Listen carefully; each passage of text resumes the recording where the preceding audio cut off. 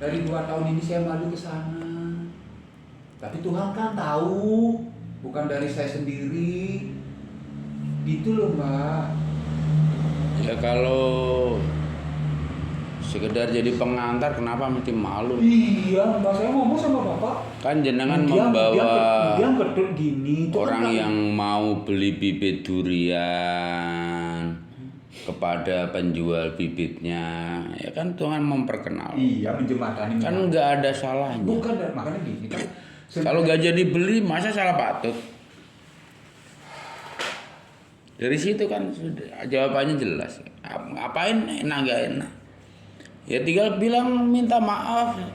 Kliennya nggak jadi beli karena dibeli. Enggak, kasarannya. Jadi ya, tuh. Kalau nggak sampai sesuai kriteria, pengen beli durian kane dapat beli durian lokal, setidak-tidaknya kan sama duriannya. Kalau sudah ditanam ditumbuhkan oleh yang kuasa, kita sebagai manusia yang dikasih kecerdasan akal bisa disambung. Satu pohon itu bisa 40 jenis, Pak Tut. Ini eksperimen dari Dave yang ditulis besar-besaran. Kayak pohon Pak Tut jambu yang kuat itu bisa disambung dengan puluhan macam jambu. Bahkan selain jenis jambu pun bisa ditempelkan pada batang pohon yang kuat kan kesana. Kalau yang kita bawa tidak sesuai, kemudian yang menjual juga tidak puas, kan bukan kesalahan kita yang mengenalkan. Apa ini nggak enak? Bapaknya bapak gitu kan nasi ketut ani salah. Bapak yang gini gak dibanding Pak Mam kayaknya yang itu. Maaf sekali kalau masalah mati urusan Allah Tuhan saya yang widi. Tapi kalau mungkin yang belum waktunya mati, saya tidak bisa menghitung, mencatat lebih saking. Meskipun jarang-jarang, misalnya kalau sana dulu belum ada, belum sama nenek gini 3 hari, 4 hari di situ ke kebun, udah sudah kayak saudara keluarga betul di situ. Terus sekarang kan memang begini, terus dengan keadaan yang misalnya kayak begitu. Tapi kalau nyelonong sana sih tidak apa. Itu kalau namanya yang sakit. Maaf sekali tidak memandaduakan Tuhan saya yang di Allah. Astungkar. Sentuh. Orang saya berapa tahun, bukan puluh tahun. Dari tahun 2016 nanti. Ya, artinya kan Pak Tut sekarang kan tidak perlu mencemaskan apapun ketika cucunya, ponaannya menghadapi begitu kan udah tahu jawabannya. Tinggal aja dibawa ke sana. Oh, ini yang dipakai sebagai jembatan. Tinggal menghantarkan. Nanti rohnya tak takutin. Nanti rohnya takut. Apa bagaimana, kekurangan bagaimana. Begitu ngomong itu sudah 3 tahun kayaknya bahasanya itu. Makanya mungkin karena nasib hukuman si bayi ini gitulah saya larikan otaknya belum waktunya. Kalau di saat masih nyungsep tuh ketemu yang kalian pertantang. Saya ingin mencari jawaban yang pasti, Mbak. Ada perilaku saya bagaimana dan bagaimana, contoh kayak gini, PT Binus sudah ikatan begini, kakaknya perkenan bulan ini tahun yang itu. Dengan pertanyaan seperti itu kan Pak Tut sudah meragukan. Kan? Kurang mensyukuri. Untuk yang ibu yang renonya ini? Iya. Jenengan udah ngomong seperti itu. Ini loh, Pak, maaf sekali. Makanya ibu ngomong begini, yakin itu tuh akan terjadi ledakan, akan tunggu waktu aja. Makanya siapapun yang mentransaksikan tanpa melalui itu tidak bisa, kan BPJB-nya ibu yang pegang dan termasuk dari PT Binus, ibu ketemu waktu di Jakarta begini memang sih. Cuman kan anggaplah pertengahan ini bahasa marah sedikit emosional itu kan dari tahun dabrak gitu loh. Apakah sampai tahun bahula apa gitu maksudnya. Bahkan sedikit kalau dibilang kecewa sih iya, karena modal di situ habis-habisan. Bulu pantat, bulu apapun habis itu perjuangan di situ itu diimbangi dengan perilaku tabiat saya, bukan saya menganggap diri saya baik. Kapan sih saya ya istilahnya ada jawaban, ada pahala. Makanya yang saya sekarang sampai mengeluarkan air mata tuh maaf sekali untuk pengurusan orang tua itu. Makanya sampai yang sekecil-kecilnya setongkare yang ini bagisan yang biar untuk bekal orang tua.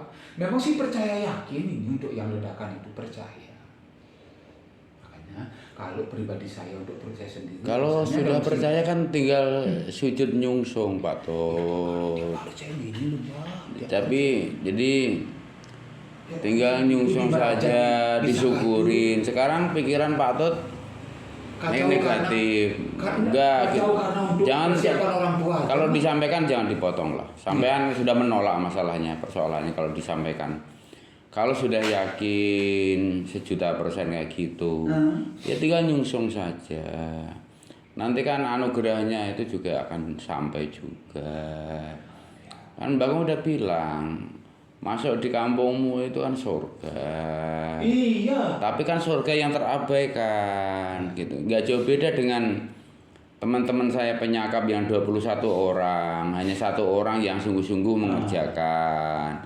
Bisanya hanya manenin, jualin kelapa, motongi busung, manenin daun pisang, jualin pepayanya, jualin serainya sampai serainya habis kan gitu. Bukan ditanam lagi. Rasa syukur itu aneka bentuk, Pak Tot. Sekarang saya tanya Pak Tot, berapa kali jenengan bersyukur atas napas Pak Tot? Ini umurmu ini sudah 50 tahun. Saya tanya, sudah berapa kali Pak Tot berterima kasih pada napas Pak Tot? Kalau dibilang kurang dari hitungan jari kan salah gitu. Oke. Nah, itulah kehilapan, kekeledoran, kebodohan, ketoleran manusia gitu. Nggak terjawab kan? Jadi artinya gini, nggak terjawab. Oke. Sekarang untuk napas kita aja nggak bisa menjawab. Lalu kapankah Pak Tot berterima kasih pada daun-daun? Iya benar. Oke. Kenapa saya bilang berterima kasih pada daun-daun? Karena daun-daun ini yang mengeluarkan klorofil dan oksigen untuk napas kita, Pak Tot. Jadi selama kita ini belum menyadari sumber hidup, disitulah dilema berantai dalam kehidupan, ya kan? Coba kita belajar berterima kasih atas napas kita, pada sang pemberi napas, pada oksigen yang menyambung napas kita, pada klorofil daun yang memberikan oksigen, pada daun-daun, pada ranting-ranting, pada dahan-dahan, pada pohon-pohon, pada tanah, pada air, pada surya. Akhirnya kan kembali jagat gede, jagat cilik, nyawi jimring sari raning sun. Matur sembah nuwun atas kasih setia Tuhan yang diberikan pada kita selama ini. Lewong dengan napas kita sendiri aja lupa bersyukur. Makanya Pak Tot, Mbah Kung belajar kalau hujan-hujan aku deras itu aku turun ke tengah hujan. Berterima kasih pada semesta raya, menciumi daun, terima kasih atas oksigen yang diberikan cuma-cuma setiap detik dalam embusan napas kita. Belajar bernapas panjang agar mampu bersyukur pada sang pemberi napas. Kesana dulu deh Pak Tot, biar keajaibannya makin luar biasa. Agar kita itu mensyukuri apapun yang dihadirkan di hidup kita, kan kesana Pak Tot. Nanti beda Pak Tot, kalau kekuatan besarnya, energi besarnya itu menyatu, jenengan kan hawa-hawa itu kan kehilangan napas banyak, kekurangan oksigen. Coba sejak ketemu Mbah Kong, terapin pernapasan panjang, jenengan nggak perlu bertanya-tanya, dapat jawabannya. Boleh percaya, boleh tidak.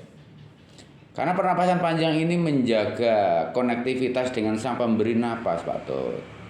Makanya nanti Pak Tut plek A, plek B, plek C, plek D.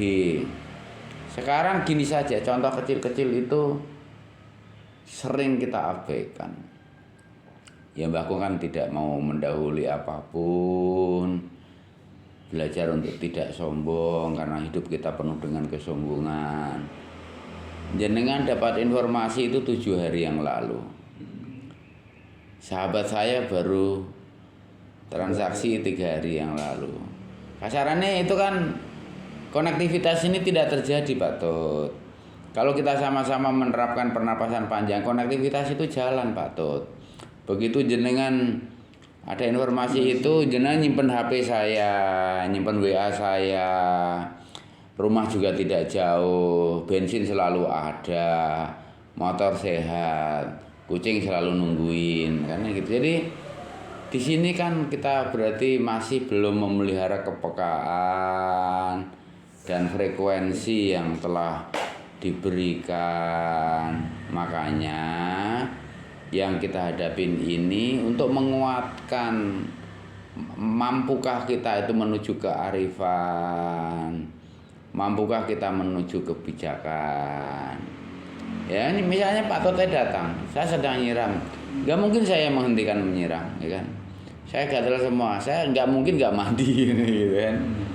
Tapi sebelum mandi kan saya belajar untuk ngasih jamu, biar Pak Tot juga seger, karena dalam kegelisahan, ya kan? Sekarang harus diunjuk, harus diminum. Ini ada jajan, jauh nih. Profesor bawa dari penulisan, didahar lah, dimakan. Sekarang Pak Tut panen pisang, yang makan banyak orang, udah berapa ekor nih yang makan, kasarannya gitu. Itu berkahnya yang dahsyat sekali, yang menunjukkan ini loh nak, semua ini ngalir seperti dedaunan yang tidak pernah berhenti memberikan oksigen, seperti matahari yang tiada henti bersinar. Mana pernah matahari marah pada awan? Mana pernah matahari marah pada mendung, pada hujan? Karena ketika bias terangnya tertutupi mendung, awan, dan hujan, akan menciptakan cakrawala yang indah buat yang mau melihatnya, mau memaknai sinarnya. Kan ke sana Pak Tut. Jadi mari kita sekarang ini belajar ikhlas. Kita tuh nggak pernah ikhlas Pak Tut, belum pernah tulus. Baru belajar kita. Baru belajar dia dikasih kehebatan, dikasih anugerah, dikasih banyak hal, kepinteran, kelebihan, melebihi apapun kasarannya. Mampu nggak bersyukur? Mampu nggak bersyukur? Ayo. Napasmu aja lupa bersyukur. Dengan dikasih fisik yang sempurna lah. Nah itu.